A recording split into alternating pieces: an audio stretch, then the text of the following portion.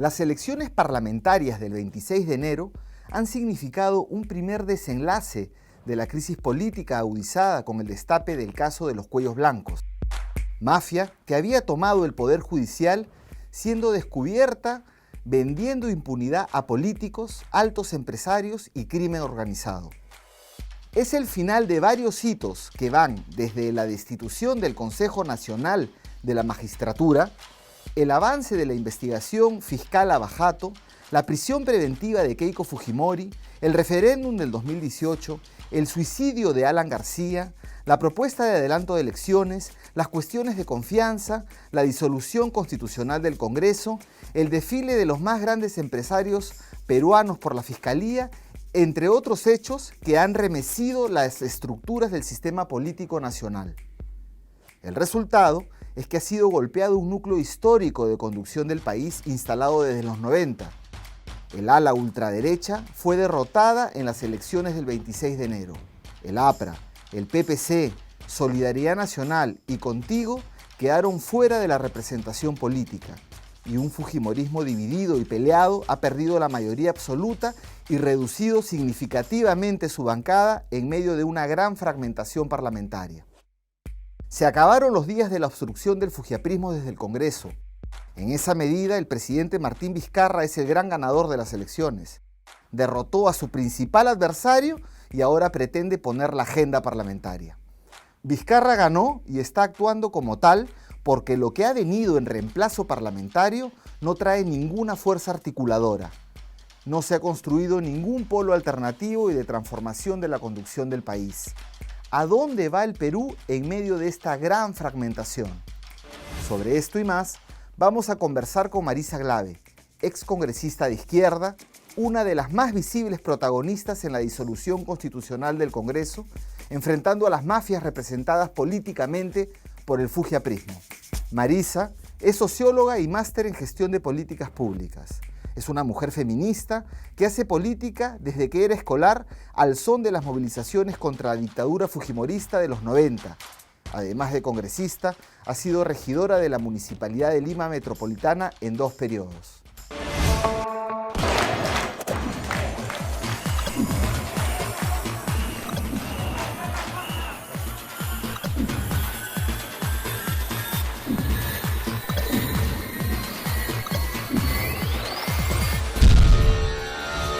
Bienvenida Marisa, un placer tenerte en Disidentes.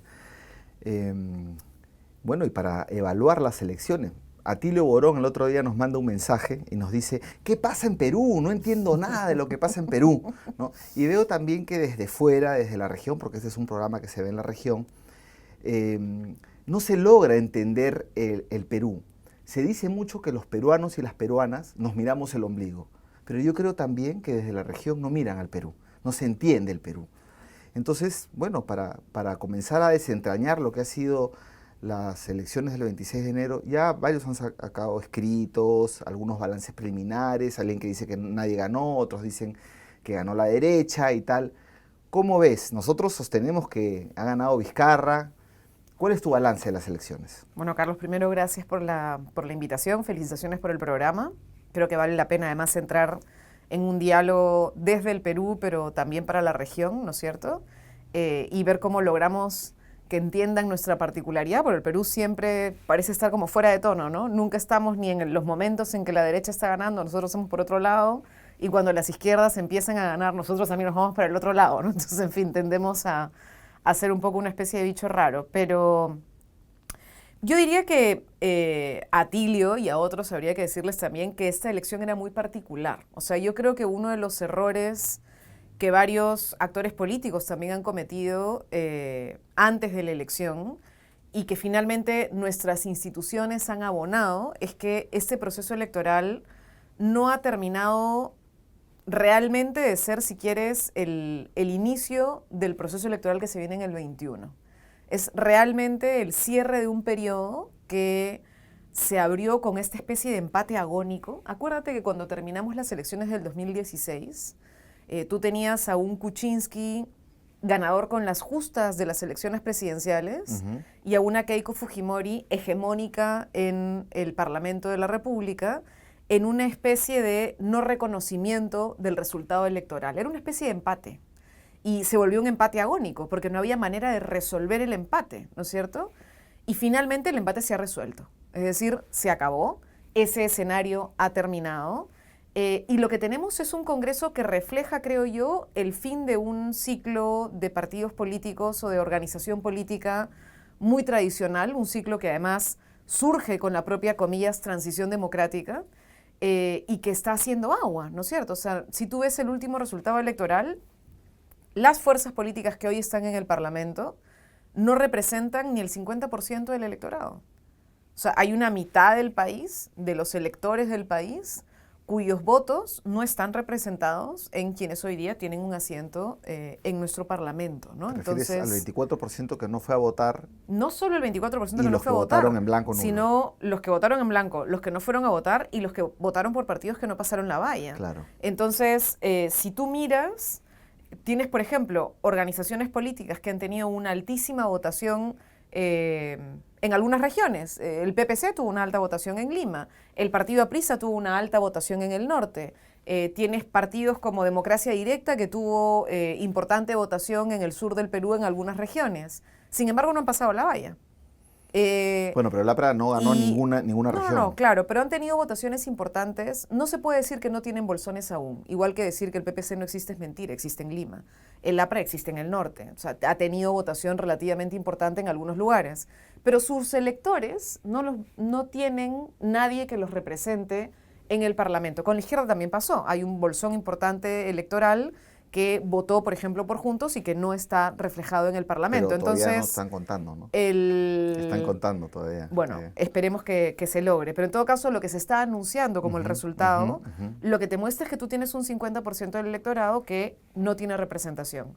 Y el otro 50% está absolutamente fragmentado, Carlos. O sea, el gran ganador, ¿no es cierto?, Acción Popular, no tiene ni el 10% del electorado. Claro, concentra un porcentaje importante de las bancas, ¿no? O sea, es decir, va a tener una representación importante y eso le permitirá, uno nunca sabe, porque en el Perú no se sabe, si la posibilidad de decirnos a los peruanos somos una alternativa o más bien caer en las propias contradicciones que este partido tiene y que se demuestra entre los propios representantes que salieron el otro día en el festejo del triunfo de su partido, ¿no? Claro, Pero bueno, lo cierto es que solamente refleja el 10% de la intención del voto, es decir, el ganador, ¿no es cierto?, no ha conquistado el 90% del electorado. Y luego los partidos que han pasado, si uno va al voto realmente emitido, tienen 3%, 4%, 4.5% del voto, digamos, ¿no? Entonces, realmente, mira, yo diría que Juan de la Puente tiene razón cuando dice este es un congreso del pitufeo, ¿no? O sea, en realidad es como que la microfragmentación muy pequeñita de muchos sentires que no han tenido un proceso de agregación, ¿no? Y entonces el 2021, el bicentenario del país para algunos, aunque para otros creemos que todavía es en la batalla de Ayacucho, pero en fin, ese es otro debate, va a poner de alguna manera en juego cómo es que realmente hay procesos de agregación y reconfiguración, ¿no? Ahora, para lo que tenía que servir esta elección, que era para por lo menos sacar de carrera a partidos políticos cascarón y que evidentemente no son otra cosa ya que una articulación precaria a través de un sistema pues comisionista afiliador, ¿no es cierto? O sea, yo soy el dueño de la ruta y afilio a cuanta combi puedo para poder llegar a un proceso electoral. Por eso, sí, por cierto. Perdieran la ruta, ¿no? O sea, esa era un poco la expectativa, pero el Jurado Nacional de Elecciones les ha dado un regalo hermoso y les ha permitido seguir sobreviviendo hasta el próximo proceso electoral. Sí, mira, lo que estás diciendo es muy interesante porque estás hablando del Congreso de la República, que efectivamente tiene este problema de legitimidad, si quieres. Me hace recordar a Chile, que Piñera fue elegido con el 17% totalmente porque el voto es voluntario, igual Duque, y han enfrentado grandes movilizaciones.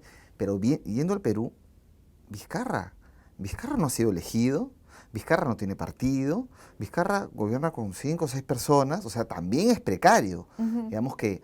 pero es un precario que sabe meter manotazos, ¿no? Sí. O sea, tiene una intuición. No sé cuánto le dure esa intuición, sinceramente, porque a la intuición le falta concreción, ¿no? O sea, le falta tener un proyecto. ¿Cuál es el proyecto de Vizcarra? Exacto, pues, efectivamente. Creo que nadie lo sabe. Claro, no o sea, tiene la partido. lucha anticorrupción no es solamente una bandera, ¿no? En todo caso, no termina de cuajar. Es decir, si su bandera es la lucha anticorrupción, ¿por qué se reunió con Luna ayer? No me vengan a decir que era por un tema institucional, ¿no es cierto? O sea, es absurdo. ¿Para qué esa foto? No tiene ningún sentido. Luna, que es el dueño, ¿no? Digamos, del PP, que paradoja, ¿no? Es Podemos, haciendo no sé, la copia de lo de España, pero Podemos Perú tiene la del PP, el Partido Popular de la Claro, derecha es la española. contradicción. Es la contradicción. Claro, Y para quienes no saben, una persona que está con un pedido de prisión preventiva de 36 meses en el Claro. proceso de investigación que están haciendo los fiscales del Grupo Especial Lavajato, ¿no? Efectivamente, has colocado también, me parece muy bien verlo así, que esta no era una elección normal, que esta era una elección que estaba en un ciclo y que cierra un ciclo, ¿no? Que venía desde la explosión del caso de los cuellos blancos, que ya de alguna manera agitó, digamos, puso más candela ya la crisis que se había desatado con el indulto de Fujimori, con el intento de sacarlo a PPK, la renuncia de PPK y todo eso. Y hemos pasado por varios hitos hasta la disolución del Congreso, y nada menos también pasando por el suicidio de Alan García, que con él se van. Hoy día muy interesante una reflexión de Carlos Alberto Arancén que ha salido publicada en Nuso. Y entonces llegamos a esto, pero en el desarrollo de la elección, Marisa, muchos actores que han participado en la elección parecía que estaban en elecciones normales. Ha habido mucha dispersión. Luego podemos hacer un balance por partidos o por las principales fuerzas, cómo quedan, pero como país estamos en una situación que no es posible estar. Entonces, digamos que hay que transformar, que hay muchas tareas pendientes, ¿no? Entonces, si tenemos al ganador, que es Vizcarra, y una fragmentación, entonces, para ti, ¿quiénes son los perdedores?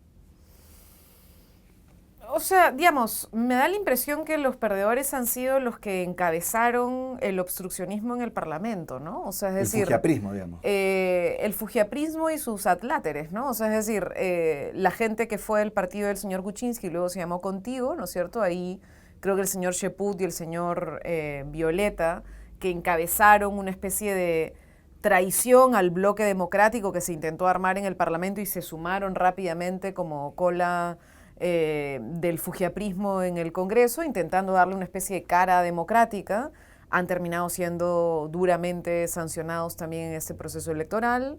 La gente, obviamente, el Partido Aprista ha tenido un rechazo súper fuerte. Creo que debe ser una de las primeras veces que el señor Mulder tiene una votación como la que ha tenido, cuando Mauricio siempre ha sido una figura importante en el pueblo aprista, ¿no? El propio pueblo aprista que existió, y que además aún tiene una reminiscencia de los años históricos del Partido Aprista, sí ha sentido, en cierto sentido, una especie de abandono total, ¿no es cierto?, de lo que podría haber significado esta organización.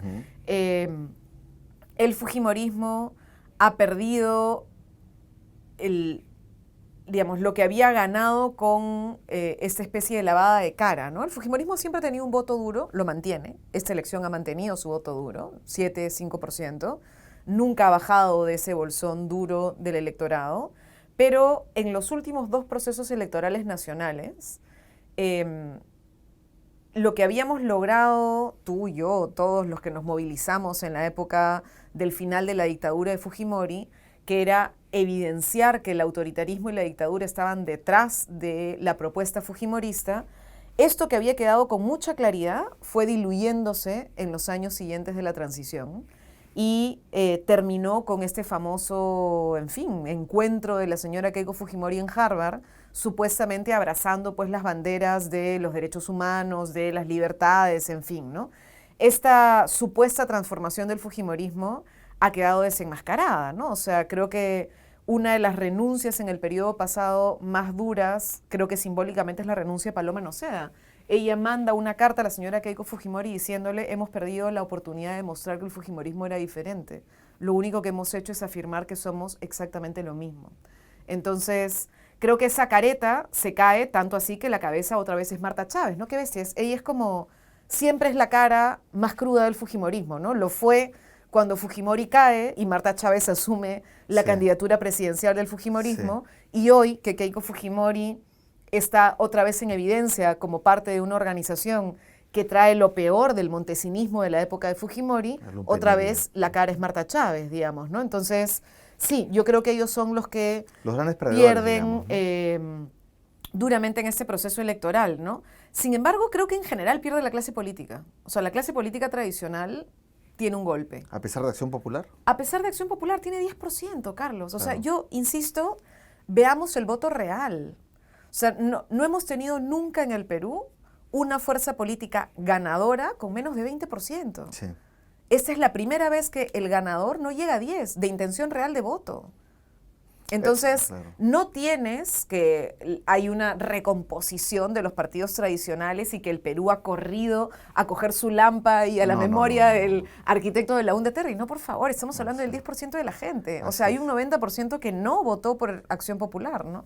No, y sí, efectivamente, como señalas, hay una gran fragmentación y en la introducción de este programa decíamos que hay un núcleo histórico de la conducción del país desde los 90, desde que yo me acuerdo, he visto muchos, los mismos políticos, y cuando cae Fujimori, mantienen un fujimorismo sin Fujimori. Claro. Entonces, a mí lo interesante de este congreso, del cual vamos a conversar en un ratito más ya la composición, es una especie de afán renovador que tiene.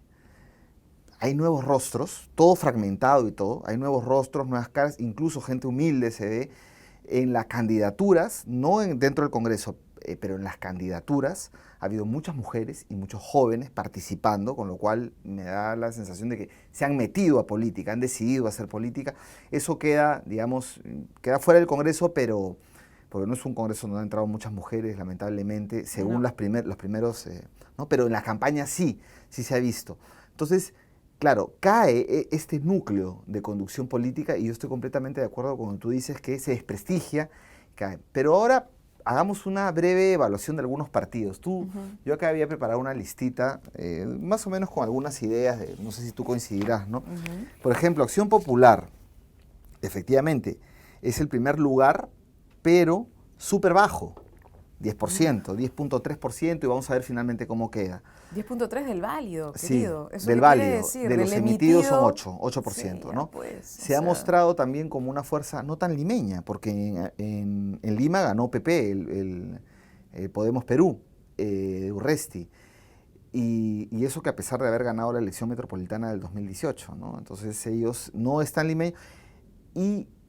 Pero de los partidos tradicionales, sí es el que mejor parado ha quedado. Sí, evidentemente. Y el que porque mejor el que estructura menos tiene. estaba cercano a los escándalos más duros, ¿no? O sea, yo creo que Acción Popular tiene, por un lado, el beneficio de que no estuvo en ninguno de los escándalos de Odebrecht. O sea, Odebrecht ha sacado y ha golpeado a derechas y a izquierdas, pero no tocó Acción Popular. O sea, no ha tenido a nadie directamente vinculado de parte de ellos. Y al mismo tiempo, en esta especie de, ¿cómo se llamarlo? Historia, no sé, pues de terror que vivimos en el Congreso pasado, si bien tuviste a un Víctor Andrés García Belaúnde, de alguna manera cercano al fujimorismo y para muchos como un comillas naranja, tenías a alguien como Johnny Lescano, que era claramente una de las oposiciones más duras del fujimorismo, y todo, o sea, Johnny carga la lampa más o menos a donde puede ir, ¿no es cierto? Entonces, evidentemente, hay una asociación también de gente que asocia a Acción Popular como un partido no necesariamente fujiaprista. Y si ves quienes han sido de alguna manera, porque a veces nos olvidamos que somos un país descentralizado. O sea, y así como tenemos Vizcarra y el Parlamento, hay pues gobiernos regionales y Mesías hay gobiernos Guevara, ¿no? locales. Y Mesías Guevara ha sido el rostro visible de una articulación de gobernadores regionales que fueron el soporte político contra el fujiaprismo para, de alguna manera, dar legitimidad al presidente en una disolución constitucional, ¿no? Entonces, yo tendría cuidado en creer que ese voto es un voto que de alguna manera legitima al fujiaprismo. No creo. Creo que es de alguna manera ver, pues en todo caso, un partido no manchado que ha tenido un poco de todo. Claro, ahora se quieren de alguna manera rogar el voto Vitocho, que más bien era filo fujimorista totalmente, ahí lo hemos visto, bueno, eso lo afirmo yo, bueno, y la gente lo ha visto, pues, ¿no? Que además cerraron el Congreso y se fue a Miami al día siguiente, ¿no? Casi como en protesta.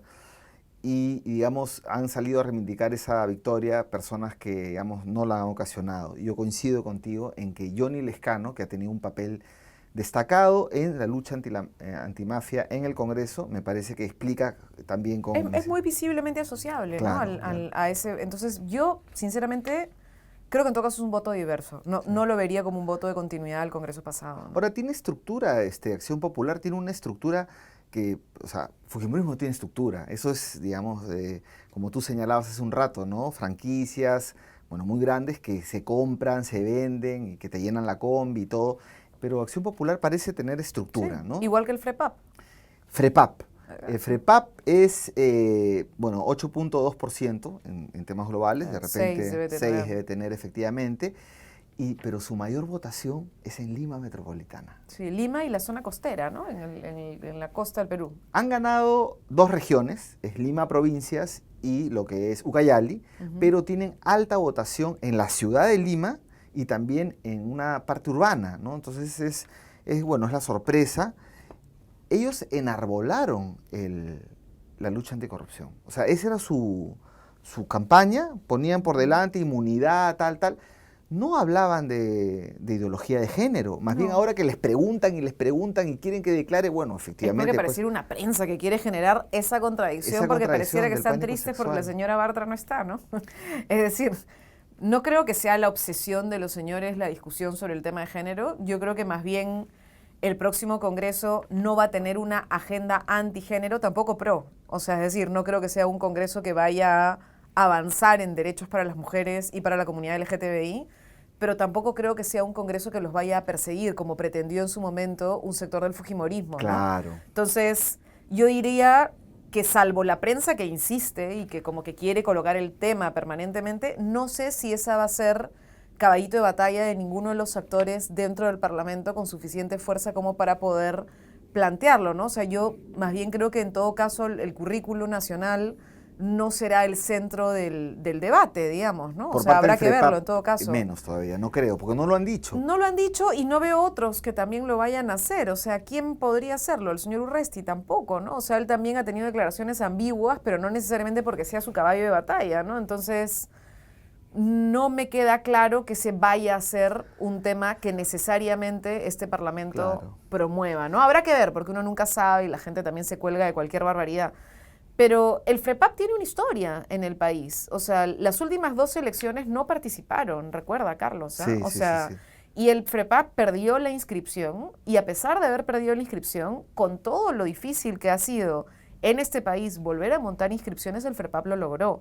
Lo que demuestra que son una organización con presencia en el territorio y que tienen un número relativamente importante. Ellos tienen 2 estructuras, una estructura eclesial y una estructura partidaria. La partidaria es la más grande, o sea, tienen realmente, y han puesto esas 2 estructuras a funcionar en un solo camino. Yo he visto algunas, me tocó ver una marcha del FREPAP amplia, en, digamos, los extramuros de la ciudad, sí, grande. Bueno, no tan extramuros, pero, digamos, la zona sur tiene mucha presencia. Masiva, muy alegre, mostrando 2 imágenes. Una imagen de humildad y una imagen de contrario a lo corrupto. Entonces me parece que por ahí han entrado. O sea, se dice mucho de ellos, incluso con mucha desconfianza y mucha razón, digamos, desde colectivas LGTBI, tienen precaución porque efectivamente las tienen declaraciones... derecho a tenerlo, ¿no? Claro, son declaraciones de algunos que son una barbaridad, pero contradichas por otros. Así es. Con lo cual, en realidad, en todo caso, no es una línea hegemónica, ¿no? A mí en este tema de lucha contra la corrupción lo que me preocupa es las investigaciones que existieron en su momento sobre posibles tráficos de tierra y manejo de especulación a través del suelo, ¿no? Entonces, ese sí es un tema delicado que tendrá que investigarse y tendrá que verse en este tiempo, ¿no? Pero la agenda anticorrupción, Carlos, es todo y es nada. Y eso es lo que a mí me preocupa, porque todos somos anticorrupción y al mismo tiempo nadie es anticorrupción. Porque si no le pones un cascabel al gato, es decir, pones claridad de cuáles son... O sea, ¿a qué te refieres con una agenda anticorrupción? Los cuellos por ejemplo, blancos. Exacto. Hay que sacarlos del Poder Judicial. Ya, entonces, ahí están todavía. Ahí, por ejemplo, una agenda importante será ver cómo se van a posicionar grupos como el propio FREPAP en la composición de la Subcomisión de Acusaciones Constitucionales y si este espacio de la Subcomisión de Acusaciones Constitucionales va a acoger la agenda pendiente o no. En el caso de Chávarri, hay que recordar que la fiscal Zoraida Ábalos, la fiscal de la Nación, presentó 4 delitos para el levantamiento, ¿no es cierto?, de la inmunidad del señor Chávarri, o en fin, o el antejuicio, digamos, ¿no? Y el Parlamento solamente aceptó 1 de los 4, con lo cual hay 3 que el Parlamento no acepta. Esos 3 los podrían revivir en el nuevo Parlamento. Entonces, hay cosas de agenda súper concreta que tiene que ver con posibilidad de investigación, sanción, acción de parte de Ministerio Público y Poder Judicial sobre los cuellos blancos, por ejemplo. Hay otro paquete que creo que es importante revisar y que no se revisó en el Congreso pasado, porque ahí, por ejemplo, hay un freno del Ministerio de Economía y Finanzas y que tiene que ver con en qué momento vamos a poner bajo la lupa los mecanismos de alianzas público-privadas y las obras por impuesto. Es decir, todo el carrusel de coimas de Odebrecht y compañía y el carrusel de coimas del Club de la Construcción, ambos que son, si quieres, los pilares, las estructuras de los casos de corrupción que hemos visto en este tiempo, tienen como elemento fundamental el no estar a través de los mecanismos tradicionales de contratación del Estado y utilizar mecanismos ad hoc para ellos, para la, comillas, inversión, a través de un conjunto, por ejemplo, de mecanismos de elevación de costos que parten porque no existen estudios de ingeniería, no existen perfiles claros al inicio de la licitación y un conjunto de otros mecanismos que les permite a las empresas privadas pasarse por encima de la regulación regular. Y las adendas y todo eso que viene. Bueno, en el FREPAP, en su plataforma de 10 puntos, estaba bien en el punto 8, 7, revisión APPs, ¿no? Muy bien. Yeah. Bueno, me parece interesante, de todas maneras. Hay que mirarlo, pero es una incógnita, efectivamente, cómo va a desarrollar su labor parlamentaria. Vamos a analizar dos más y luego ya en términos generales volvemos. UPP, ¿no? UPP es un viejo partido, digamos, fundado en el año 95. UPP es una vieja franquicia, una ¿no? Vieja diría yo, más que un viejo partido. Bueno, también el FREPAP sí es un viejo partido. Claro, es una vieja franquicia porque desde que en el 2002, 2003 pasó a... Pepe Luna. No, Pepe... A Vega, a José Vega, de alguna manera se ha convertido en lo que tú dices, ¿no? Una franquicia donde, lo puedo decir porque se comenta mucho, tú pagas por tener una candidatura, ¿no es cierto? Hay muchos partidos que hacen eso, ¿no? No es que los congresistas aporten para una campaña común, no, sino es que para acceder pagas, ¿no? O pagarías ya, para no meter en problemas, pero efectivamente es algo que se conoce.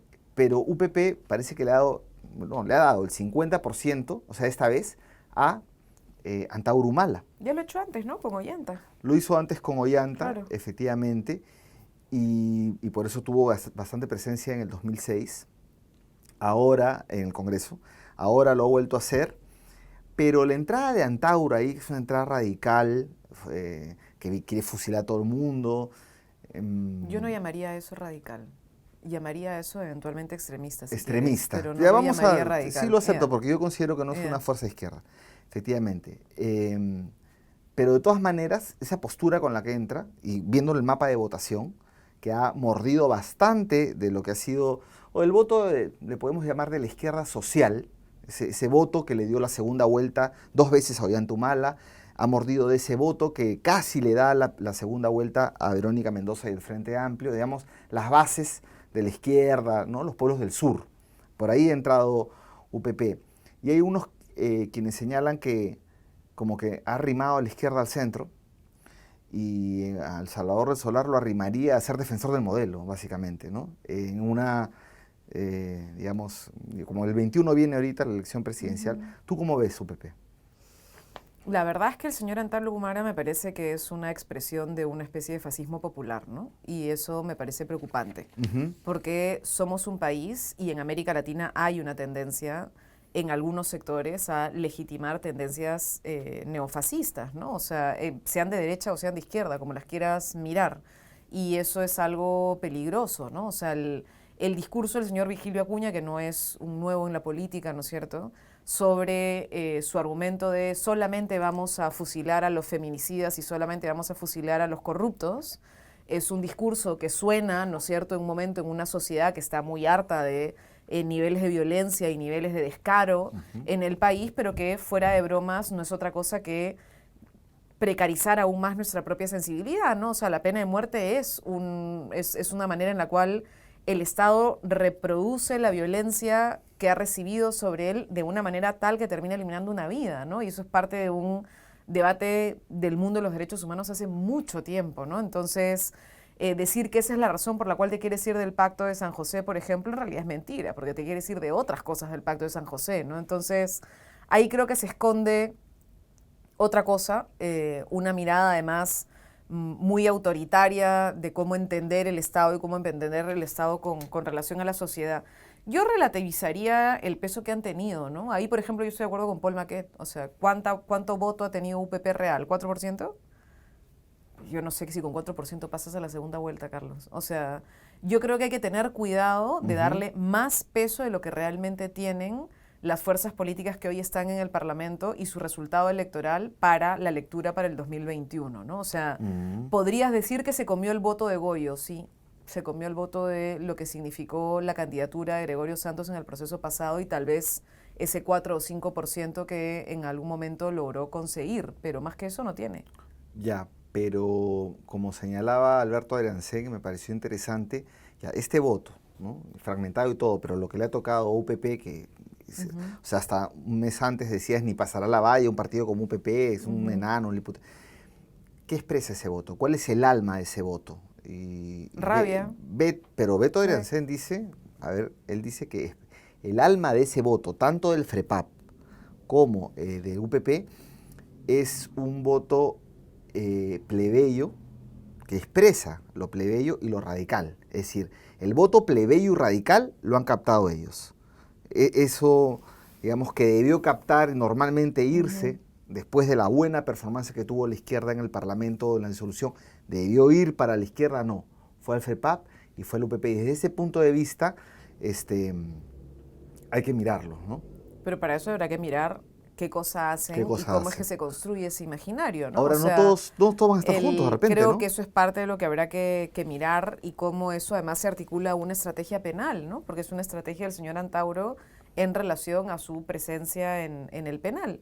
Yo no asociaría el voto del FREPAP y el voto de UPP, sinceramente. Creo que Carlos Alberto se equivoca. No creo que representen lo mismo. Beto. Bueno, Beto, Carlos Alberto, cualquiera de los dos que lo haya planteado, creo que equivocan al ponerlo, digamos, como representando lo mismo, ¿no? O sea, el FREPAP ha estado históricamente presente, además, en zonas de márgenes del país, ¿no es cierto? Y su historia ha sido, además, asociada a política de sobrevivencia cotidiana, es decir, ha estado en lugares en donde hay lucha por el agua, donde hay lucha por el suelo, por la vivienda, es decir, sí ha estado cotidianamente en varios de estos procesos. Ucayali también lo demuestra, que tiene uno de los procesos de urbanización más fuerte ahora, ¿no? Por eso es que yo digo que las denuncias que han salido sobre posibles procesos de especulación alrededor del suelo sí me preocupan, porque han estado y están presentes en espacios de ocupación de nueva vivienda y de generación de nueva ciudad, ¿no?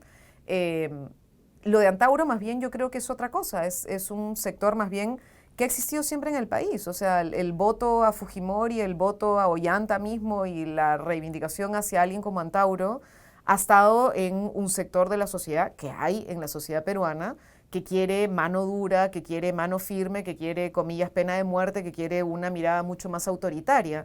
Una solución autoritaria, insisto, yo no la llamo radical, no asociaría. Me parece un error asociar quienes quieren soluciones. Yo lo asociaría, por ejemplo, más bien a quienes finalmente votan por alguien como Urresti. O sea, creo que es más bien, sí asociaría un voto tipo el de Antauro como un voto tipo el de Urresti, que es una población cansada, con mucha preocupación porque no hay soluciones concretas. El Estado pareciera no darle la parte esencial que te tiene que dar el Estado, que es la seguridad y la sanción a quienes eventualmente están cometiendo delitos, ¿no es cierto? Entonces, si yo te planteo pena de muerte, que es un poco el discurso de Antauro, y lo que tú tienes es el señor Urresti, que es una especie de mano dura contra la delincuencia, tú ahí sí asocias un sector de la población que en realidad siente que el Estado falla en lo esencial, en el poder darte una política básica de seguridad. Por eso es que es súper entendible el voto que tiene él y que finalmente ha tenido Podemos Perú o PP en este proceso electoral, ¿no? Bueno, en todo caso, ahí las izquierdas tienen que disputar ese voto. ¿Volverán esos votos? Como diría Tito Flores Galindo, los votos no son de nadie. No son de nadie, sí. Justo se ha citado mucho a Tito Flores Galindo ahora. Decíamos que el Congreso, que ha salido, tiene un afán renovador porque solamente se han reelegido 2, digamos, ¿no? Todos demás son... 3. Mártires Lizana también. El del Fujimorismo, mira tú. Mira, no me Hay había... un fujimorista reelecto y 2 limeños, ¿no? Que son Gino Costa y Alberto de Belaúnde. De hecho, he estado mirando la votación y me arriesgo a decir que si no estaba Alberto de Belaúnde en el Partido Morado, de repente no pasaban la valla. Alberto tenía una altísima votación y Es el creo que ha segundo más sido el votado. arrastre importante de, O sea, de ese sacas partido. ahí a Gino Costa y Alberto Belaúnde Se cae. y yo creo que Sí. no pasan la valla el No. Partido Morado. Además que el liderazgo de Guzmán está bastante cuestionado y el de Belaúnde más bien es en ascenso en ese partido, ¿no? Interesante.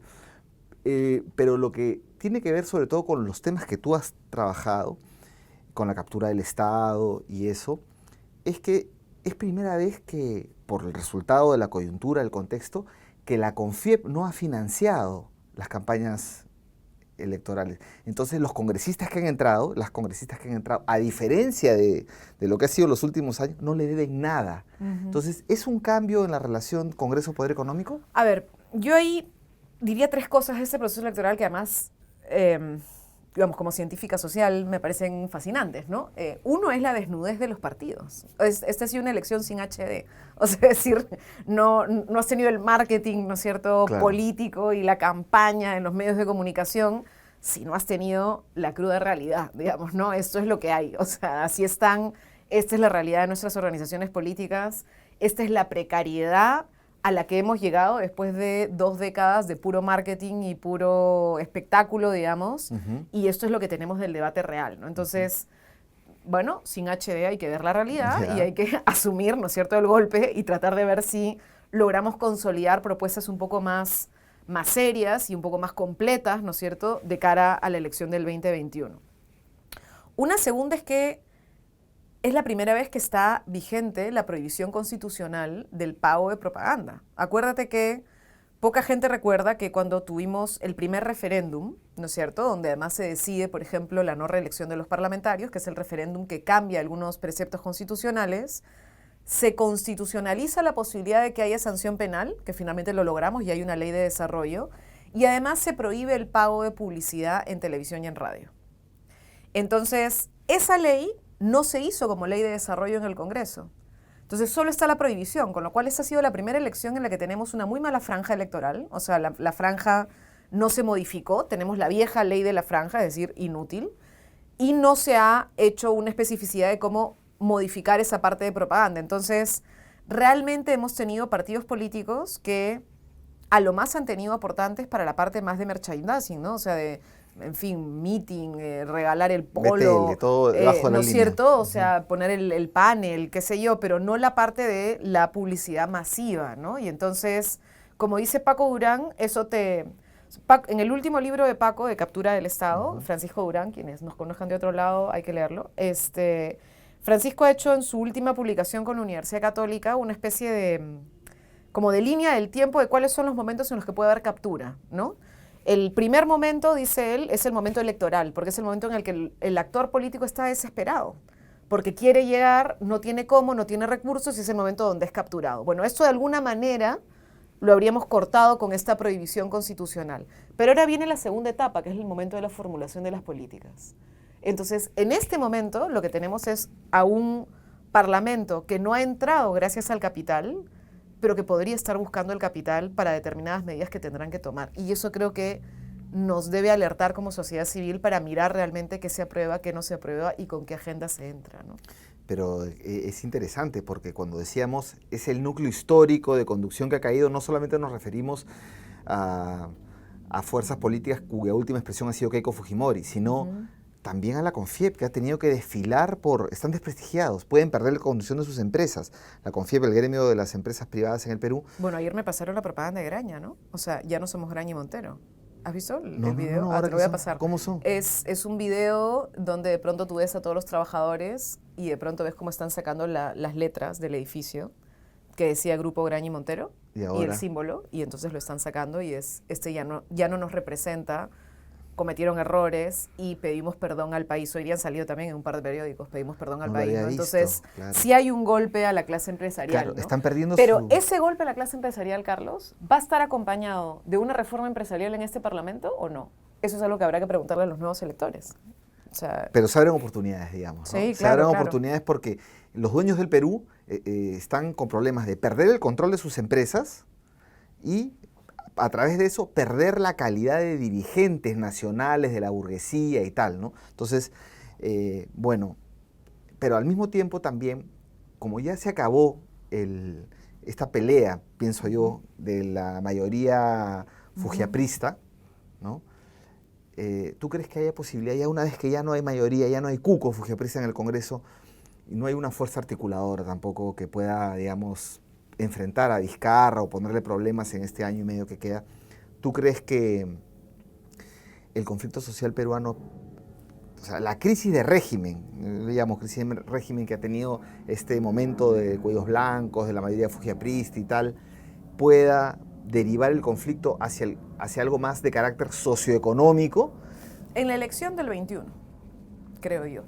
Yo creo que este Congreso, de repente me equivoco y habrá que verlo, porque todavía tenemos que ver qué performance va a tener, ¿no? Pero sinceramente creo que es un Congreso para resolver el interregno, o sea, para resolver el vacío que se generó después de la disolución constitucional, que tiene tareas muy puntualitas, muy concretitas, que ojalá esté a la altura y lo pueda hacer, como activar la subcomisión de acusaciones constitucionales, resolver los temas pendientes de los cuellos blancos, terminar de afinar la reforma electoral, ¿no es cierto? Cerrar un par de temas pendientes de la reforma judicial. Hay un par de competencias que pidió Ministerio Público y hay que resolver parte de lo pendiente en la elección de los jueces supremos. O sea, hay un par de cosas de arreglo básico de la administración de justicia. Y para de contar, Carlos. En diciembre estamos en elecciones. Claro, pero yo me refiero más a la calle. O sea, no, digamos... puede ser, pero digo, por eso, mi pregunta es, ¿el Parlamento va a estar impactado por esta otra agenda y va a poder plantearle al país una reconfiguración de las relaciones de poder en el marco de una lucha de clases o en el marco de una tensión por el régimen económico? Creo que no. O sea, creo que podrá levantar algunas cosas. Yo espero que el chaparrón, por ejemplo, cumpla con una cosa que es fundamental, que es discutir las pensiones, por ejemplo. O sea, ahí hay algunas cosas que podrían aparecer, ¿no? El aseguramiento, o sea, el tema de la seguridad social. ¿Cómo entendemos la seguridad social y la vejez? O sea, revisar el decreto de urgencia también, ¿no? Es una de las cosas que, por ejemplo, se han planteado en este proceso electoral y que creo que por las características de este Parlamento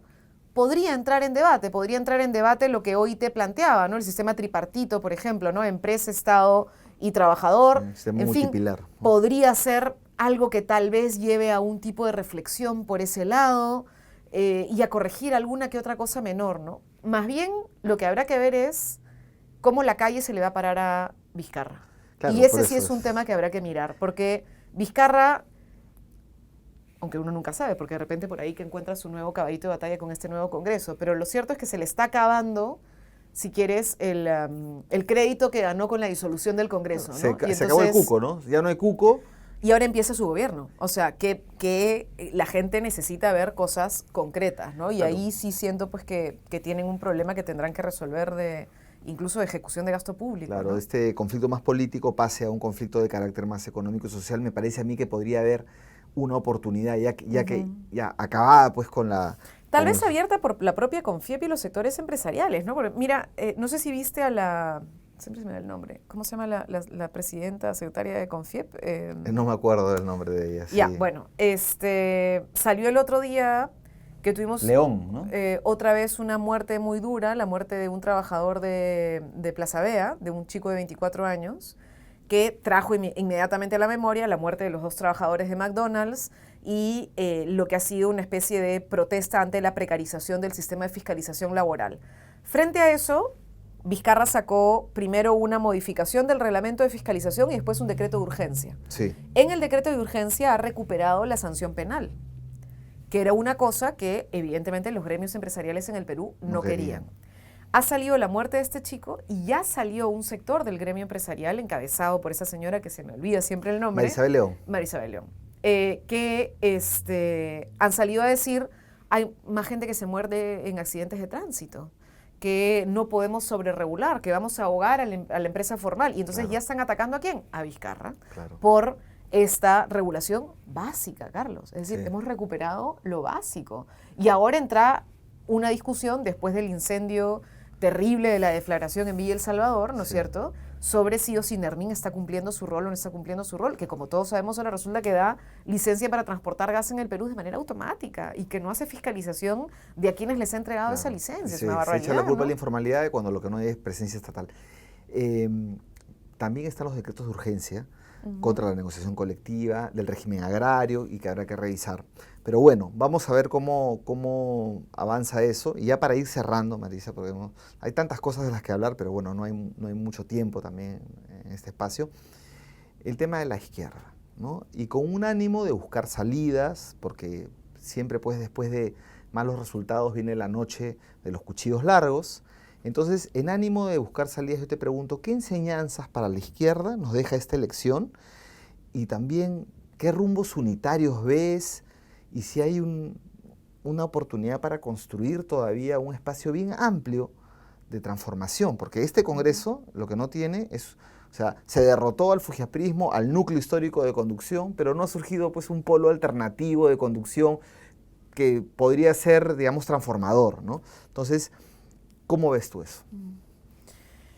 Mira, va a depender mucho, ¿no? O sea, yo creo sinceramente que lecciones aprendidas en el país y en otros lugares de la región es que los procesos de agregación y de conformación de polos están en la lógica de construcción de proyectos coherentes que le hablen no solo a quien se autodefine de izquierda, sino que le hablen al pueblo peruano. Más allá de la izquierda. Sí, pues Carlos, o sea, si tú ves cómo se identifica a la gente, tú necesitas conquistar un voto, o sea, tú necesitas que un amplio sector de la ciudadanía sienta que se está construyendo un polo de recambio de este fujiaprismo, de esta mirada, ¿no es cierto?, vendepatria y encima corrupta del país, por una que te plantee un horizonte de construcción de una nación donde estemos incluidos todas, todos y todes, ¿no es cierto?, y que podamos tener libertades plenas al mismo tiempo que un Estado que garantice mínimos de justicia, requiere mínimos de coherencia, ¿no? Entonces, yo sí creo que uno de los retos de la izquierda, si es que quiere constituirse en una alternativa para el 21, es pensar en cómo se plantea como un proyecto coherente para el país, y eso supone una unidad programática y no una unidad por la unidad, donde eventualmente lo que tú puedas es contradecir tu discurso con algunas de tus amistades, digamos, ¿no? En la lucha contra la corrupción, por ejemplo, justo uno de los temas que tú has dicho. ¿Qué bandera ha levantado, por ejemplo, FREPAP con mucha fuerza y que han levantado otros con mucha fuerza y que ha calado en la ciudadanía? Y es, necesitamos tener certeza de que no va a haber nada que los ate a dudar frente a la apropiación de los recursos públicos, ¿no es cierto? Que es una de las cosas que más enferma a un país como el nuestro, que ve cómo 20 años después de la caída del régimen de Montesinos y Fujimori tenemos uno de los escándalos iguales o peores de corrupción de nuestra historia, ¿no? Y entonces ahí, por ejemplo, habrá que ver un proceso unitario que no ponga en duda el ponerse firmes contra quienes eventualmente tengan sentencias de corrupción, por ejemplo, ¿no? Entonces, ojalá eso se dé y se articule alrededor de un proyecto que genere esperanza, porque yo, una de las cosas que recuerdo de Javier Díaz Canseco mucho antes de que se muriera era que no es solamente el discurso, Carlos, o sea, no solamente es la parte de construir un programa, es lo que se mueve, o sea, la emoción, ¿no es cierto?, el corazón, el sentimiento, y eso requiere eso, que te genere ilusión, que te genere como, puta, esto sí puede ser diferente, digamos, ¿no? Ojalá que se logre. Sí, porque en la izquierda había tenido la izquierda representada por Frente Amplio y Nuevo Perú en el Congreso, había tenido una gran performance. He visto el evento que ustedes hicieron, las 4 congresistas feministas, que primera vez que se tiene una mini bancada feminista dentro de la izquierda, muy interesante. Tú misma, Indira Wilca, Tania Pariona, otras más, fueron protagonistas en la disolución del Congreso. O sea, la izquierda se enfrentó a la mafia, contribuyó al cierre del Congreso y 2 meses más tarde estaba viendo si pasa la valla o no pasa la valla. Y entonces eso es complejo, hay responsabilidades distintas. Y entonces ahora tenemos que el Frente Amplio pasó, Juntos del Perú no pasó, después de todo este tema que Nuevo Perú hizo alianza con Cerrón en un primer momento, lo que derivó en tu salida y de otras personas de Nuevo Perú. Y bueno, estamos como estamos, ¿no es cierto? Entonces, entiendo que ahora te voy a preguntar al final sobre En Movimiento, esta nueva iniciativa, pero que me imagino que también irá en un curso, en un rumbo unitario, ¿no? Entonces, claro, ¿cómo evaluar esta situación de la izquierda, ¿no? Ya tenemos ahí el Frente Amplio, Frente Amplio, bueno, no le veo muchas ganas de ser un factor de unidad, no lo veo. O sea, bueno, pero cualquier discusión unitaria tendría que incluirlos. por Creo que supuesto. han tenido una performance interesante en este proceso electoral. Y varias compañeras feministas sienten en parte alivio porque haya una mujer como Rocío Silva en el Parlamento, Así ¿no? es. Y que ojalá ella también mantenga varias de las agendas que Indira, Tania y yo levantamos, ¿no? Ahora, te extrañamos a ti en la campaña, te extrañamos a ti e Indira en la campaña. Creo que con ustedes en campaña el resultado, por lo menos para Juntos por el Perú, hubiera sido otro, pero bueno, pasó lo que pasó. Entonces, para finalizar, no sé si tú tienes una reflexión al respecto de eso, si la quieres compartir o no, pero también cuéntanos un poco de movimiento.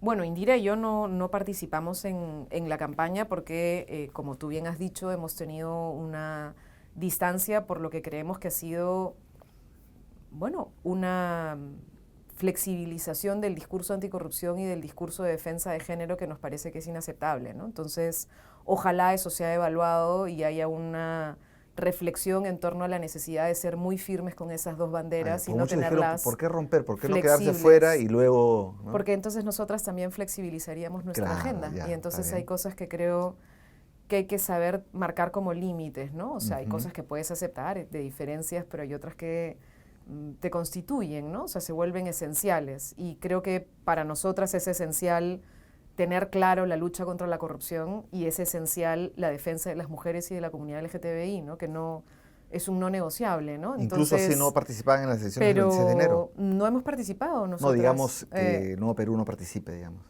Bueno, yo creo que ese es un tema que tendrán que reflexionar ellos y ver hacia dónde van. Nosotras teníamos una lectura diferente, no hemos querido caer y no vamos a caer en el intento de señalar.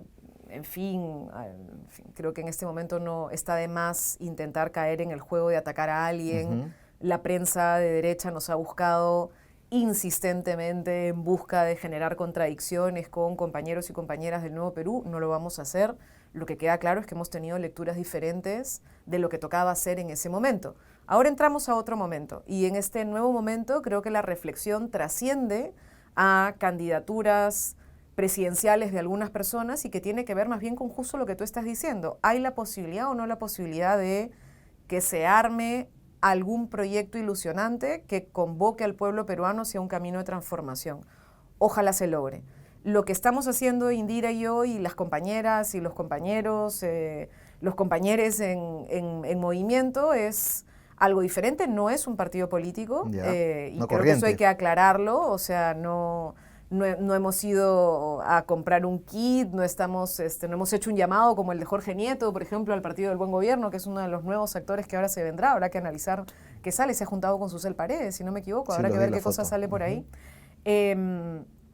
No, nosotras no estamos en ese camino, En Movimiento es un espacio de articulación de varias personas, activistas que vienen del mundo ecologista, del mundo feminista, del mundo laboral, que hemos decidido que necesitamos un momento de reflexión, de repensar programáticamente qué apuestas podemos aportar para una mirada de cambio en el país y de acción directa. O sea, una de las cosas que nos parece fundamentales es recuperar el espacio cotidiano con la gente en tareas concretas, cosas desde la lucha por el acceso al agua potable, pasando por qué hacemos con los residuos sólidos, vamos, o sea, en el cotidiano de la gente, y desde ahí, desde la acción y la reflexión, tratar de hacer algún aporte a este espacio cada vez más amplio que tenemos en el país de fuerzas que creo que, espero, encuentren un camino hacia el cambio con justicia que el país necesita, ¿no? Bueno, muchas gracias, Marisa. En realidad espero que se encuentre pues un rumbo unitario donde el movimiento también sea parte. En realidad, sí, te decía que te extrañamos en la campaña y en realidad creo que se necesita tu presencia política y tu acción política en el país, ¿no? Porque no podemos dejar el país como está, ¿no es cierto? No. Y estaremos. Mira, yo estoy acá y estoy en otros espacios y en cotidiano con mucha gente porque, vamos, amo el Perú totalmente, ¿no? Y voy a seguir haciendo todo lo que pueda y que estén mis energías desde distintos lugares para tratar de hacer de este un país donde realmente podamos ser felices. Bien, nos quedamos con eso. Muchas gracias Marisa.